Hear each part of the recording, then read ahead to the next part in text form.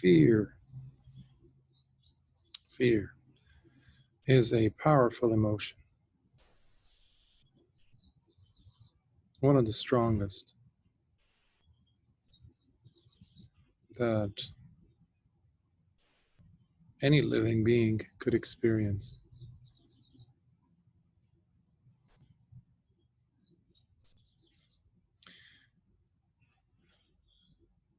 According to the Buddha's teachings, we have the different levels of existences, different realms. Our realm, our human realm is, I mentioned this before in previous talks, about it being like the Goldilocks. It's perfect position to be in, where we have just enough discomfort, just enough pain, just enough suffering, just enough dukkha that we can still manage to practice without being so overwhelmed by it. Whether the dukkha is manifesting in the form of fear, where we're fighting for our survival every millisecond like other beings would. Of course, there's different gradation of a human being, of course. You might be a human being who's in that state, in fact, always running for your life, seeking some sense of safety all the time. And on the other part of the spectrum is higher realms, where there's hardly any fear, there's hardly any dukkha as you go up the ladder, so to speak.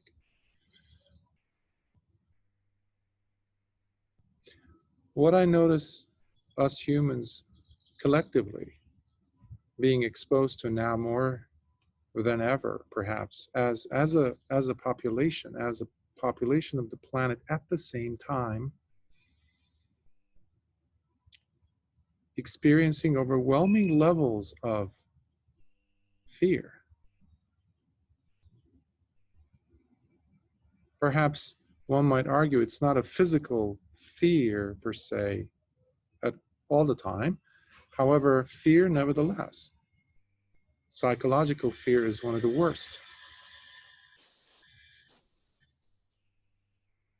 Emotional fear of things that we are confronting from all around us. Especially when we want to get that green light that, okay, life is back to normal. You can go out of your houses and you can go out and, frolic about and just be, enjoy this, enjoy that, meet your friends without these extra precautionary measures. That is a very precarious state to be in.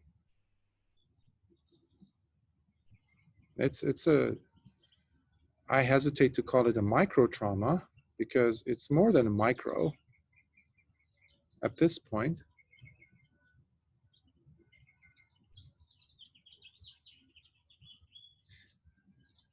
But it's not just a 3 or 4 month old thing that's happening here that I want to emphasize or bring some attention to, but what it is triggering, that's the scary part. That is the thing which needs our attention. And what I'm referring to is the many, many, many causes and conditions for fear that we have accumulated in our mind. Memories, associations, which the Buddha termed sanya, or perception, sometimes it's translated. I find the 2 other definitions of it, memories and assumptions, a lot more relatable than just a word like perception for me. Because these 2 things are under the umbrella of sanya, memories, assumptions, they're causing us to pause and draw conclusions, which is taking us into the realm of sankharas. The usage of the term sankhara is here very pertinent when it comes to what we're collecting from our world around us emotionally and how it's impacting us. To be cooped up in your home, even though many of us or some of us might be working from home, it's still causing us to be in this unusual set of circumstances where, guess what? Fear comes up. And it's a big one. It's a mountain, if you want to call it, of the sense of impending something that is not necessarily pleasant. And that is pretty much what a PTSD person goes through on a daily basis. They have no ground to stand on, and that is what I'm afraid is taking place throughout the planet.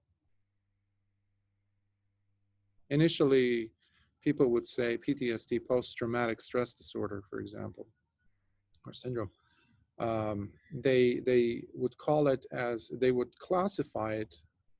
Many people actually had to fight for people who were experiencing these symptoms to be acknowledged. Finally, they did, and that's why they were given this term, right? Before that, it was shell shock in World War I, etc. But they would simply classify it for a group of people, meaning those who've had typically time in a war zone or experienced war situations. And then they kind of widened that scope and they said, well, anyone who's gone through some trauma, a car accident, this or that, a loss of someone very close. But now I look around and I see that sadly, it's a fair statement to make when we say all of us are exposed to it. All of us are manifesting. I know it's a categorical statement, and one might need to be cautious with that. However, looking around us, we don't need to look at a chart of statistics to see how serious this is. But what I would love to bring our attention to is that the content will always change. Things on the outside, superficial. I mentioned it in the last few talks, where there's always stories being presented to us, and we can easily get captivated by these details, by these superficial layerings, these new narratives that keep coming up, that we start chewing on for a while, until the next one is presented to us and fed to us. So these are superficial things, content, stories that are very changeable. What I would love to bring our attention to is what's underneath them, and that's where the mountain, in this case, fear is, which is one of the nastiest emotions, if we let it run amok our lives.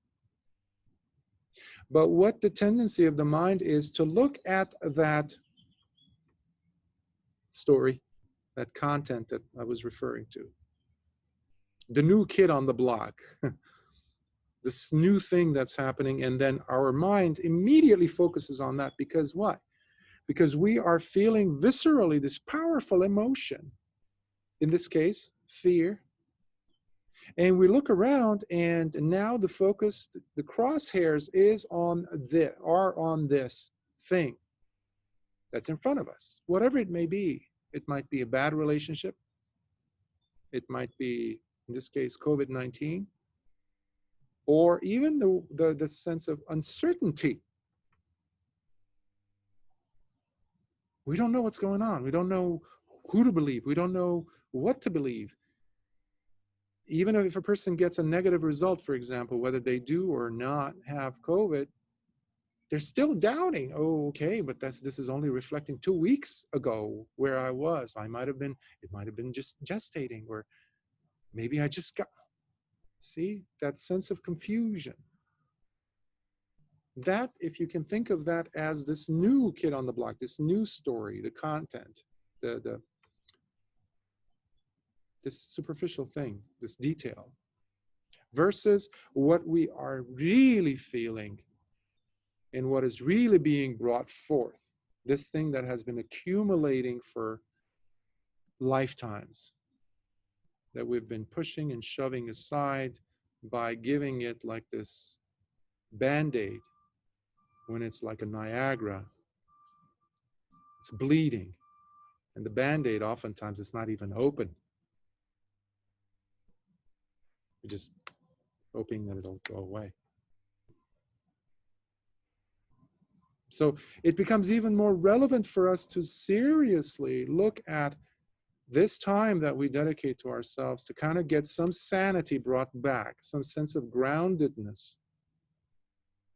Even if it's 5 minutes, even if it's 1 minute, even if it's a single breath, even if it's not even a full breath, just an inhale or an exhale, if we can bring that mindfulness there, that's a lot to counteract this being pulled into this blender where we don't know what's what. But there's just one thing guaranteed. There's a lot of confusion, which drags us down into further and further sense of fear, loss. And there's no life at that point. We're not living. We're seriously feeling like, once this is over, then I start to live. Then I'll start to smile. Then I'll start to be kind, at least to myself. So my encouragement today is to kind of bring in a sense of acknowledgement first of the fear, instead of shoving it, pushing it away, shoving it down, by presenting a new story, a new narrative to kind of muffle it, to kind of silence it. But it's not another story that we're silencing. That's what I would love to bring some attention here to. It's the mountain that's bare, irrespective of this particular story, because this story will end. Fortunately, the Buddha described as anicca. Anicca is not a bad thing all the time. Anicca is also a good thing, because the pain is not going to stay forever. The forever part is out. So even the pain itself of all that, this situation that we're all living through, is temporary. Even that's going to go away.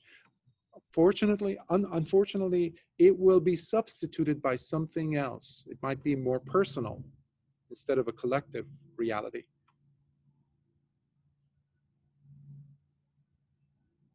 So bringing a sense of its okayness into your life,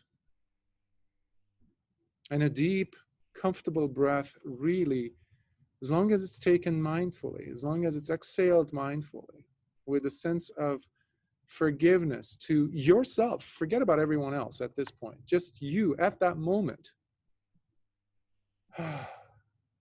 And when you relax with that single or half of a breath, you open your eyes with a sense of forgiveness to everyone in every situation, and especially yours. We're going through a lot, folks.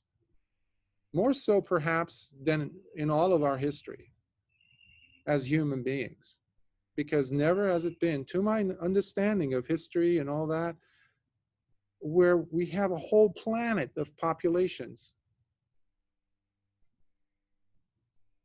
Even if you were a tiny little tribe in Amazon, or Inuit Indians, all the way, Eskimos, all the way up in the Northern Hemisphere,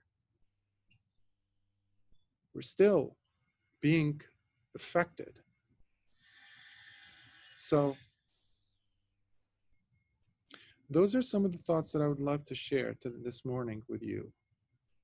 And I hope it somewhat resonates with what you yourselves are going through. And please be reminded that you're not alone.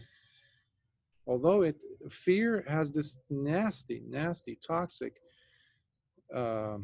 undertones to it, where it kind of cuts us very surgically, I would say, just cuts us from everything else, making us feel, in our minds at least, isolated, that this is only happening to me, this can only happen to me, and why is this happening to me? And there you go. There's a sense of loss even further. We're dragged down. But that's not the reality. At least this time we're all in this together. But fear is something that we all fear, whether it's COVID-19 or not. And that's the common denominator. It's not COVID-19, it's the fear that's the common denominator, to my understanding. And if that's the case, let us look at fear factually, in reality. We look at not this thing, this one item that's happening in time and space at this point, story. But let's look, instead of the content, at the content, let's look at the pattern, which is the mountain of fear that's underneath. And that, I believe, kind of changes our narratives. And it becomes more of a, oh, it's an aha moment. And be open to new possibilities of engaging with that fear, given that sense of mindfulness that you can bring in whenever you remember to. I was supposed to do something when I was this bad of a shaping. Well, oh, the breath, okay. Or a metta, okay. Remember, metta could start with a smile.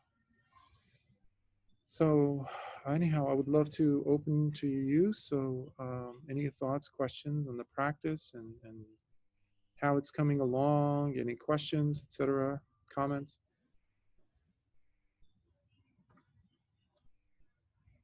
Go for it.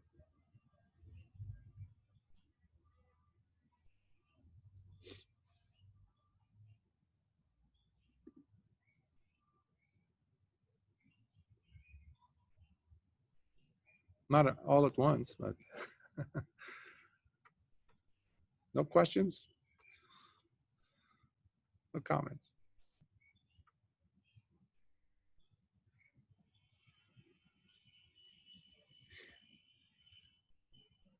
I'm discovering this every day, like in my own interactions with people in my situations, you know.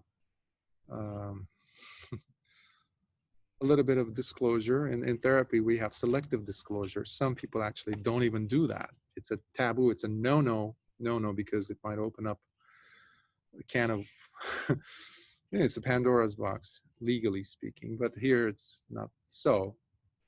And the disclosure involves this, ever since I became a bhikkhu, or not even a novice monk,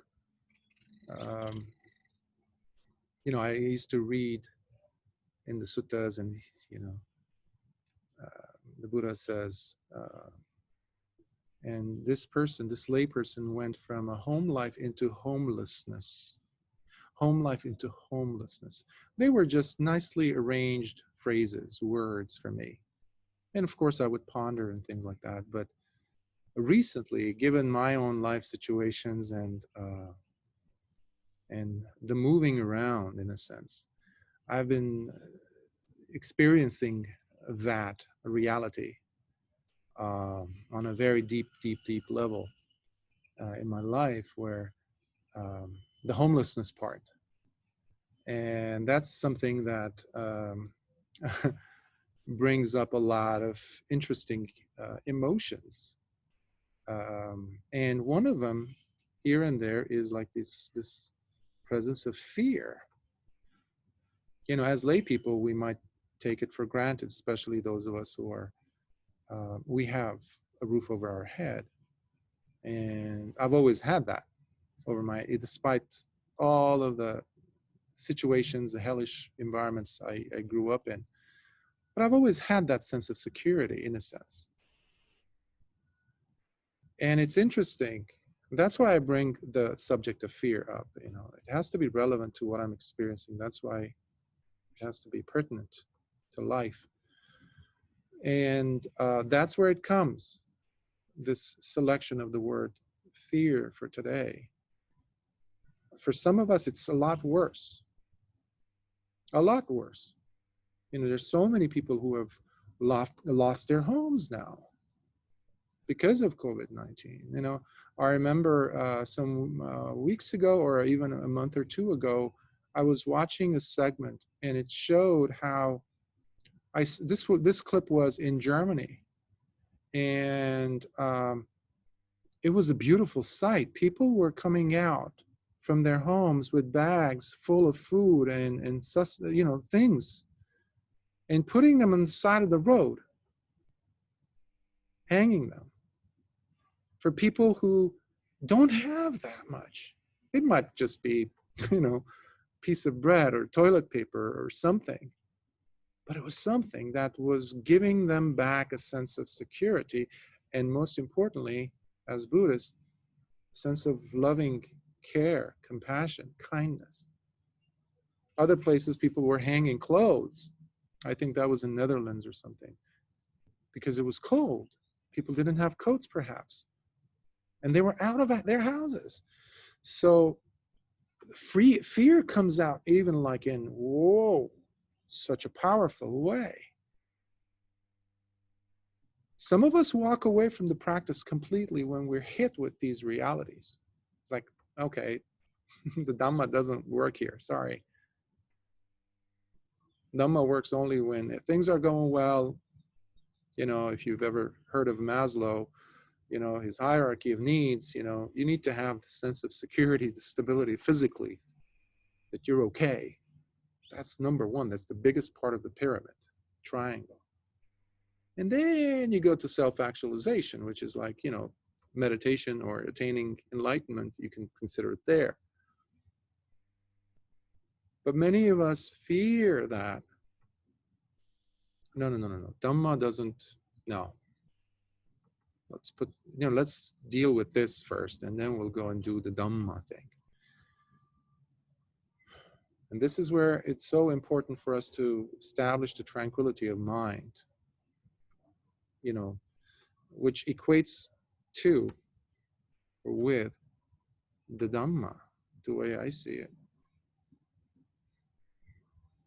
It's inseparable. The Dhamma and the sense of tranquility, because that's the thing which is going to allow us to clearly see what's in front of us and not lose focus and say, you know what, I have more than I need as a person here now. However, there might be people outside who are really desperately looking for that can of lentil soup that I haven't touched, or maybe I have 3 of them. Let me take that out. By doing that, that generous act itself, it's so soothing that it helps calm the mind. So it's not just meditative practice that calms the mind down. It's any of the other paramis, if you will. Generosity, dana, is one. Patience, obviously, is huge. Metta. Aditana, that sense of determination. Truthfulness. Honesty with ourselves and the world. So any thoughts, questions, comments? Yes. Thank you for your talk. I'm not sure if I fully grasped everything you're saying, because, I mean, on the one hand, I can see why or how, you know, meditation, the Dhamma, you know, will provide the sort of peace of mind that we need in times of craziness, right? Bombs falling all around us, if you will, right? You kind of create you maintain your peace of mind. But it sometimes seems to me like that requires like the person to be at a certain level, right? Like as a beginner, I feel like I am deeply impacted by everything that's happening around me and trying to create that space, to have that peace of mind, to meditate, to have the Dhamma with me, right? I aspire to that, but like I'm not there yet. Um, and like getting there in these circumstances, like for me, I feel like is a challenge, right? I think if I were more advanced, if you will, maybe that's the wrong way to frame it, then yes, I get it. I mean, in some many ways, things that have gone not have before all this craziness, in some small ways, when things haven't gone well, I have found myself able to maintain my peace. So I get it on some very basic level, right? But this feels like so much bigger, and like my skill set, if you will, experience, like isn't up to par for what's happening. So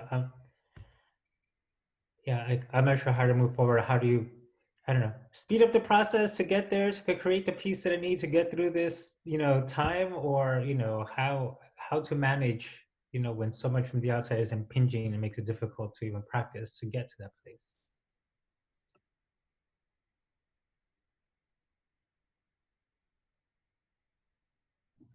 Thank you for your very, I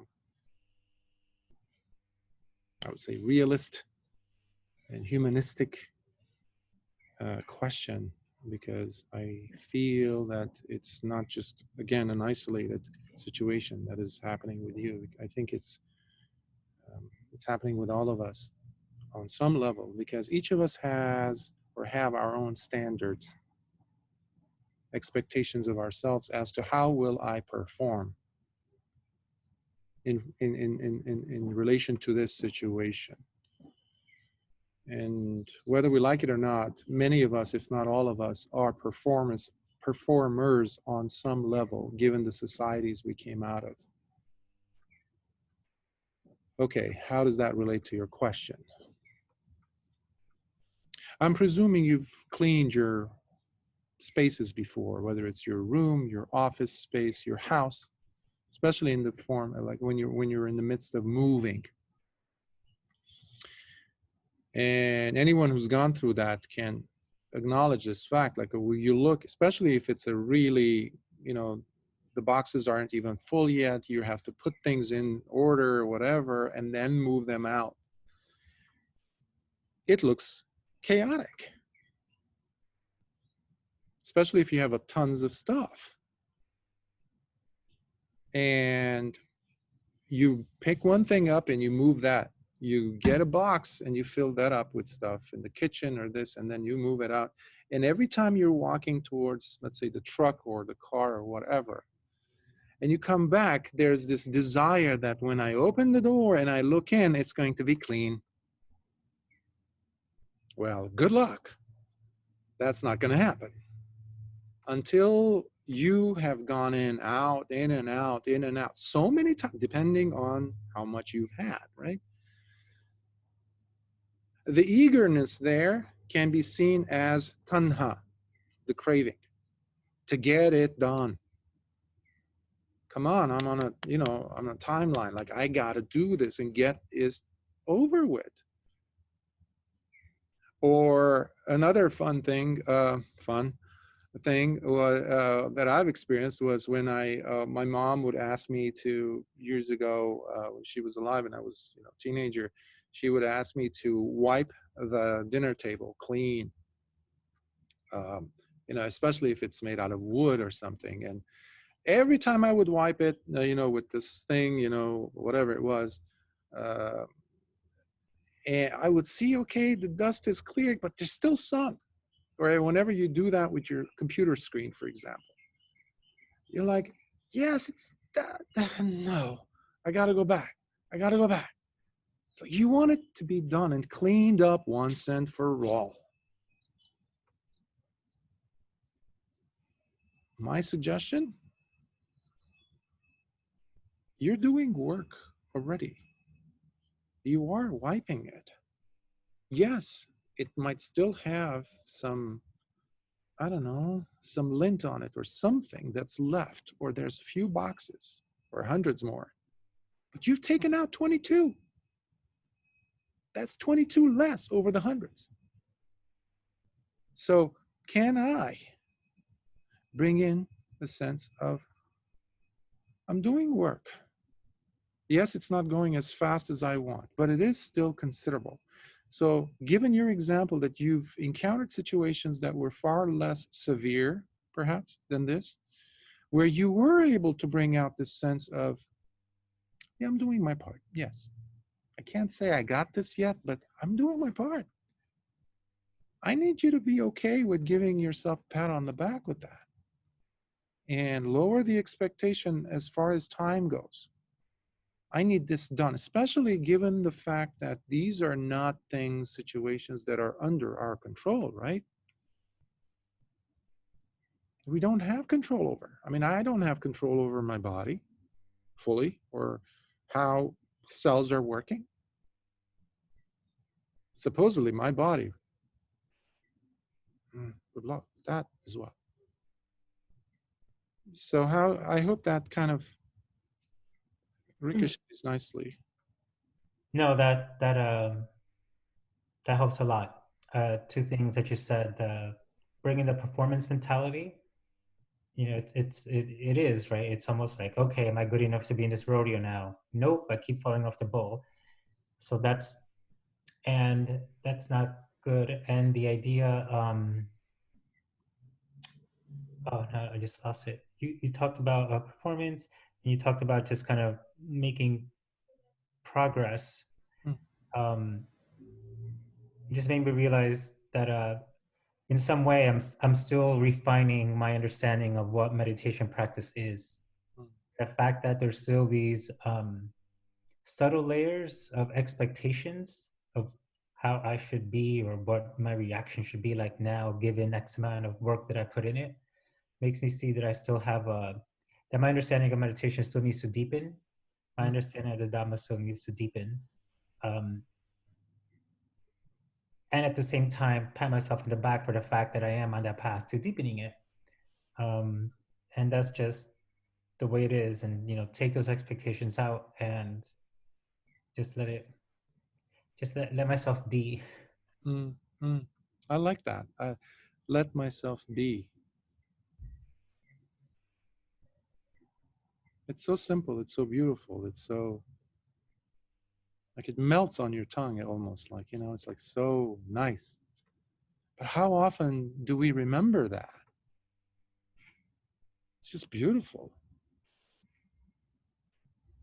As you were just saying those words right at the tail end of it, I was like, the suttas came to mind. And when you read the suttas, you read about X, Y, and Z individual coming to the Buddha, and boom, they're enlightened, they're awakened. There isn't much content there. There's like A and then boom, Z. Well, what happened?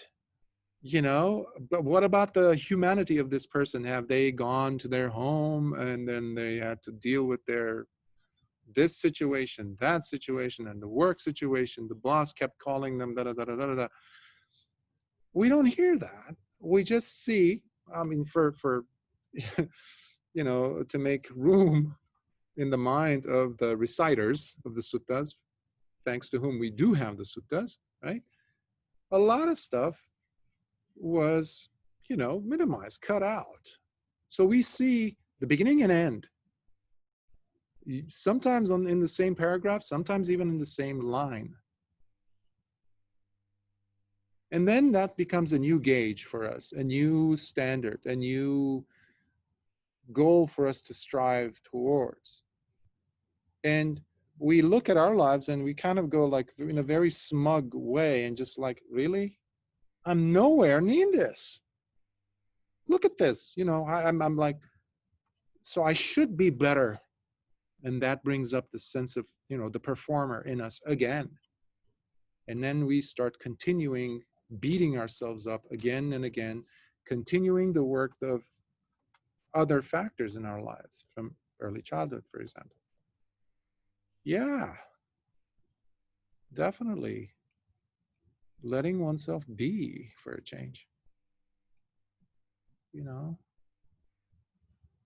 but be with a sense of wakefulness, a sense of, yeah, I'm taking my breath and I'm looking at my life and cutting myself some slack and saying it's okay. Yeah, I don't have control. Big deal.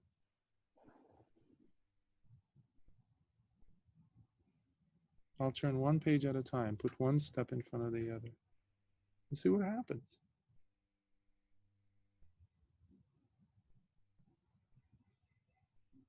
The bhikkhus never knew when they were going on Pindapata which house was going to offer them what type of food, or whether there would be food offered to them, unless they were specifically invited the day prior, for example. Even then, they didn't know exactly what type of food. So that also gives us a sense of like, So coming back to what I was referring to, like the homeless part. Now I think about it after our interchange of ideas, that we're all homeless on some level, given the sense of uncertainty involved in this whole fiasco that's going on. Again, which is bringing up some old wounds or fear. The mountain, Everest that we're standing in front of, like. So, again, thank you for your question. It's a great contribution. Thank you. Any other thoughts, questions? Yes. I guess we are not alone when it comes to fear, because if I recall the suttas, well, it's well documented that even, people like Ananda and Mahanama still have a lot of fear, and they actually go to the Buddha to say that, look, Venerable Sir, I still have greed, I still have hatred, I still have delusion, and I know it. And what is going to happen to me if I were to die right at this moment? And well, and I think it's actually very pertinent that you should say that we probably should have some faith and trust in the practice that we are going through, that it leads to, eventual vimukti. Sadhu.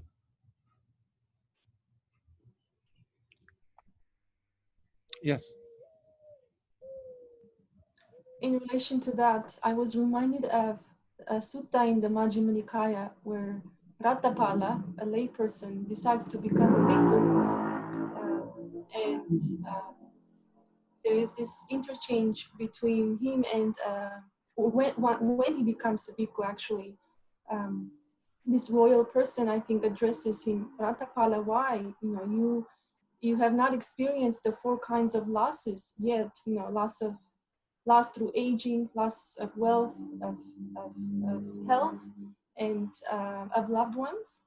And Rattapala, in response, the royal person says, these are the situations where it's understandable why one would become a bhikkhu. You experience a certain loss, and then you go forth. And Rattapala says that he gives 4 summaries of the Dhamma uttered by the Buddha, and one of them says that life in any realm is unstable, uncertain. It can be swept away very easily. So in relation to your initial thoughts on fear and homelessness, I think very fundamentally, we all share that. We don't know that, we don't think of that, we're not very much aware, I think, as a population, but that uncertainty and shakeability of the ground is very real. And in response to the question, I think I was reminded of the fact that when we eat, let's say we eat now, and then after 3-4 hours, hunger strikes again, we have to eat again. And then after 4, 5, 6 hours, or 8 or 10, however long we can bear without food, we have to eat again and again and again and again since you were born. So that work of maintenance, unfortunately, you prepare food, you eat, you digest, and then the whole cycle, you go through it over and over. We don't think about this often. But that reminded me the question about meditation and practice and not getting there. I think if maybe we can think of it in terms of maintenance. We can't meditate for a week or a month at once and say, okay, I got my share, now I'm ready for a whole month. I don't need to sit, I don't need to do anything. Like eating, we can eat for a whole week or for a whole month. It's a daily practice. It's a necessity, need. And based on the conditions, the best also in terms of this is my best. Years ago, I realized that my best also changes. It's not a fixed characteristics. So yesterday, this was my best. Today, due to the conditions, this is my best. It changes. So reality changes, but our expectations tend to be fixed. And so as you were exchanging, I was seeing these things with clarity. Thank you. Yeah, thank you. That's extremely helpful, that the reality changes, but our expectations don't. As you were speaking, I kind of realized that to be even more explicit or more precise in what's going through my mind is almost like a disappointment. Like, I can't believe that this situation is weighing me down, or I thought I had practiced enough for this not to. I thought I've eaten enough, that I've gained enough strength to lift this, but clearly not. Right? So I think it's not just reality changing and not just having a fixed expectation, but having a wrong expectation or clearly off the mark expectation, of, again, going back to what Bhante said of performance and just what I'm supposed to be like given the circumstances.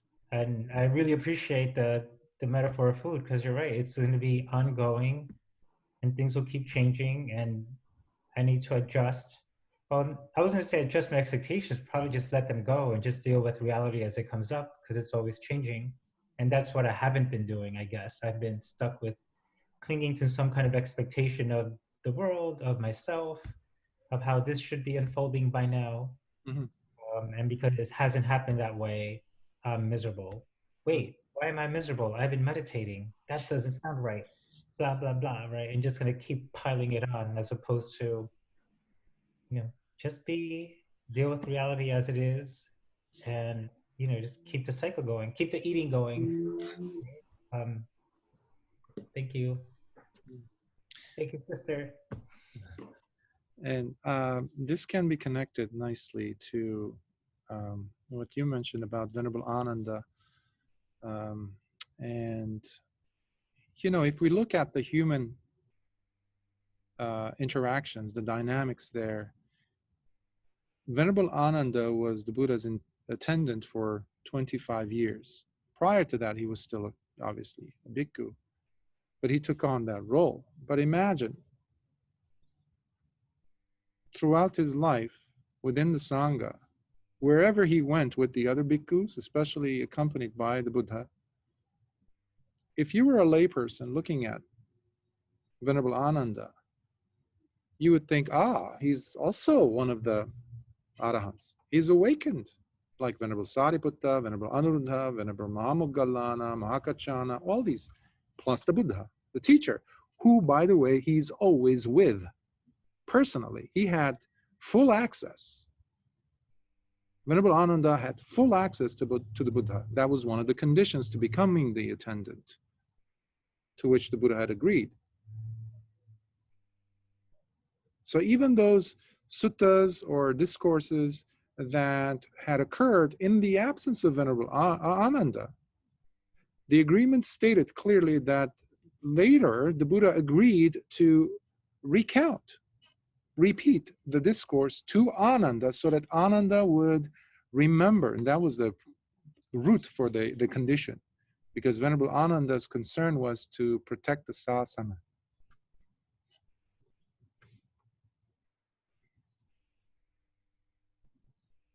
But imagine how Venerable Ananda must have felt. I'm just a Sotapanna. I'm like at the lowest level of awakened stages. I'm a nobody. Look at my teacher. Look at Venerable Sariputta. They were very close, by the way, Venerable Sariputta and Venerable Ananda. To the point where when Venerable Sariputta died, Venerable Ananda was in so much turmoil, fear, confusion, loss, in tears.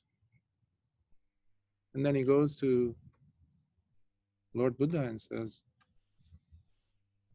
I lost my friend. My Kalyana Mitta is gone. And the Buddha says, do you have Sila Samadhi Panya? Do you have your virtue? Do you have your mind collected? The cultivation of mind that you've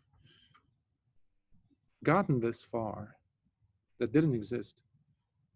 And then do you have the wisdom? All of which you have stated that were supported and helped directly by Venerable Sariputta. And Venerable Ananda says, yes, I still have them. Well, the Buddha asked the second question, did Sariputta take away your sila with his death? And he says, no, Lord. Did he take your samadhi? He says, no, Lord. Did he take your panya? He says, no, Lord. That's a very comforting pat on the back of Venerable Ananda by the teacher, who was calming him down because he was so afraid that there was going to be a sense of loss, that he was going to go on a tailspin and fall from those states. And then he looked back at, okay, what have I accomplished thus far? I have some samadhi. Let me work on that.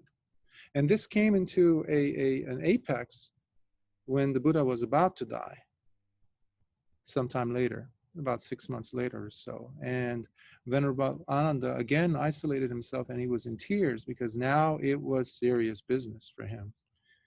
He could not delay his progress. He knew that, and he felt like he failed this whole path. He failed the teacher, which is again a sense of loss and turmoil and chaos, uncertainty, which brings this fear that, oh my, I am lost. And again, the Buddha comforts him, and the other arahants comfort him. And that's why I celebrate the fact that you have a community here.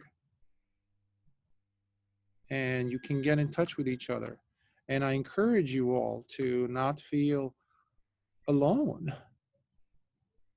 to reach out, whether it's through email or whatever, when you're feeling low, down, and unable to kind of pull yourself up.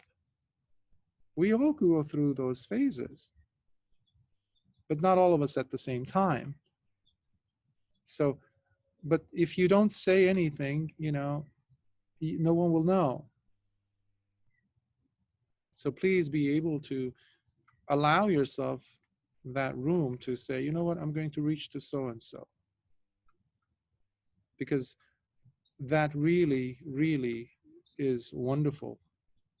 And for you to be on a forum like this, it's wonderful because you sit with people for 2 hours every single week. That's a big deal by any standard or expectation.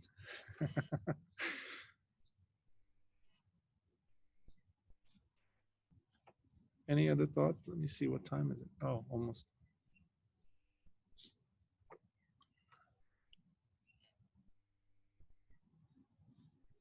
Yes.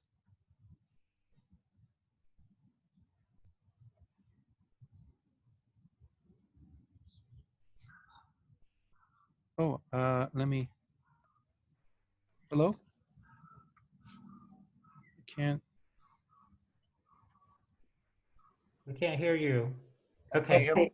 Yes, go ahead. Yeah, sorry. No, thank you for your comments, everyone. Yeah, it's been quite humbling because I mean, it sounds a little strange, but you know, I used to take pride in being a high performance person, but you know, recently, I mean, I was somewhat distracted, and I just could not concentrate on the work that I was supposed to do. Mm. And so, you know, in every phase of life, although, you know, I try to put out a good front and do the minimum kind of, but, you know, I felt quite guilty about it. But, you know, what you said about perhaps a little bit self-forgiveness and not feeling so kind of guilty about it is kind of helpful. And that, I mean, I was actually inspired by the singer, Andrea Bocelli, I think the Italian tenor who gave this performance in this very grand place, but it was only him. He gave this great performance, but there was no audience. Well, there actually was an audience of millions through social media, but still was inspiring because basically he still gave it his all, and basically, you know, it was just interesting, especially to hear musicians, you know, playing in front of this computer and stuff, but they're still giving their, you know, that moment, you know, their skills and their best, as good a performance as they could under the circumstances. Okay, thank you. Thank you. That's also a very powerful image. The place, if you don't know, some of you, it was the Duomo in Milan, which is a beautiful cathedral. I've been there. It's so powerful presence, and just imagine him being, relatively speaking, other than the camera crew and all that, and the organist. It must have been so, as you pointed out, so humbling, but also very courageous on his part to stand there in this empty hall, for lack of a better word, and to give it his all. But that doesn't look so different to me than your room when you sit there and you say, I'm going to face whatever's happening to me, like he faced the empty cathedral, and be okay with that. Be forgiving of that. You're not there to perform to anyone. You're pouring your heart out as he was, by being honest and truthful with yourself and what is happening to you, and saying, I'm going to breathe now. I'm going to create this space. I'm going through a lot, but I'm going to create this safe sanctuary for me. And that's another form of a way of describing meditation. It's a safe sanctuary where we can go and recharge. It's like what you were saying about the metaphor analogy with food. It's the same thing. Yes, absolutely. We need to recharge. Thank you for those examples. Well, brilliant examples. Thank you. Thank you. You make this whole experience a lot richer. Any other questions or comments before we close today's session? Yes? Just one last thought. I'm also realizing that usually in my own practice, especially, I notice that the certain mental state, let's say fear or anxiety or sadness, you know, that mental state is not enough to cause the dukkha. I see that the rejection of it is what's really making things much worse. The mind going ahead and saying, you know, you're not supposed to be here. I'm not supposed to be feeling fear.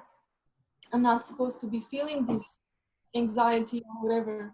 So the automatic, if I may response of rejecting the current, the moment's content, emotion, whatever it is, that I think is what really is needs to be looked at, not the content itself, or more than the content. And I just, the previous question made me think of a visual, you know, let's say we say make room for the emotion. So I just visualize literally, let's make room for these things. Okay, fear, okay, come in, let me open the door for it, instead of just pushing it out of my space. You're not supposed to be here. What if we make room and open up the room, the windows, whatever is coming in to come in, and see what happens. So surrender also is always what comes to mind in situations like this, in the best of all the senses of surrender, in a very powerful way, not a passive, oh, I just, you know, resignation. No, I think it's a very courageous stance to be with what is without negativity. Thank you for that. Lovely imagery. With the room having its doors open or windows open, sometimes it could be powerful enough for the wind to blow in and get rid of some more boxes for you.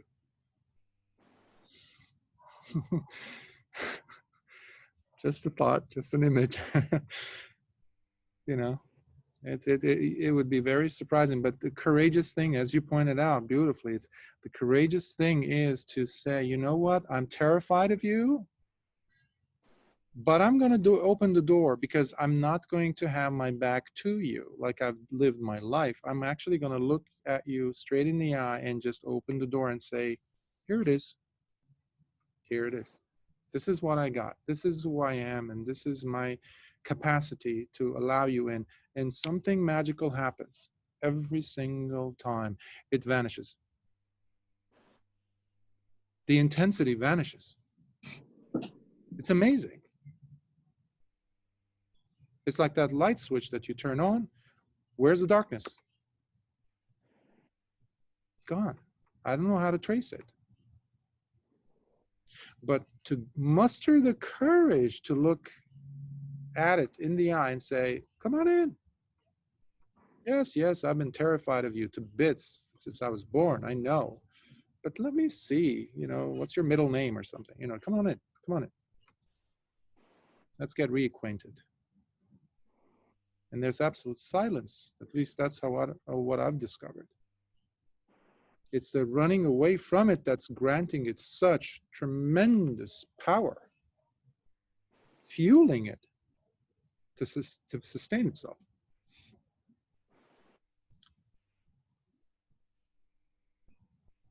So this was again, a lovely session. Thanks to all of your contributions, and I celebrate your willingness to put the energy and effort and be here and sit and then be engaged so well and nicely. I'm going to try to upload this as soon as possible. So in case there might be some things that you missed, you can replay them, etc. So let's share some merits.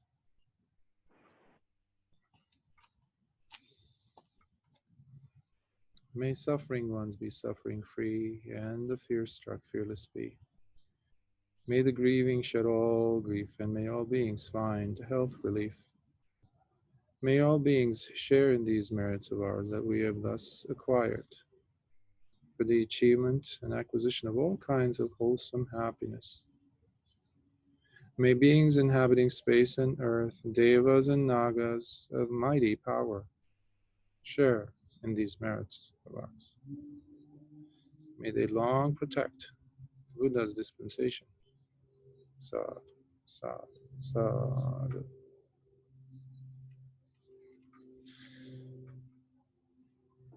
Hopefully I'll see you next week. Thank you, Bhante, for the time. Thank you. Energy. Thank you. Nice to see everyone as always. Likewise. Please be safe. Thank you, everyone. Bye, everyone. Have a good one. Goodbye. Bye. Bye.